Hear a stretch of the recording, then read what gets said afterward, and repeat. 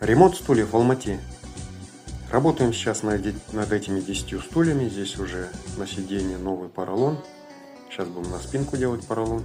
Эти стулья тоже идут в работе.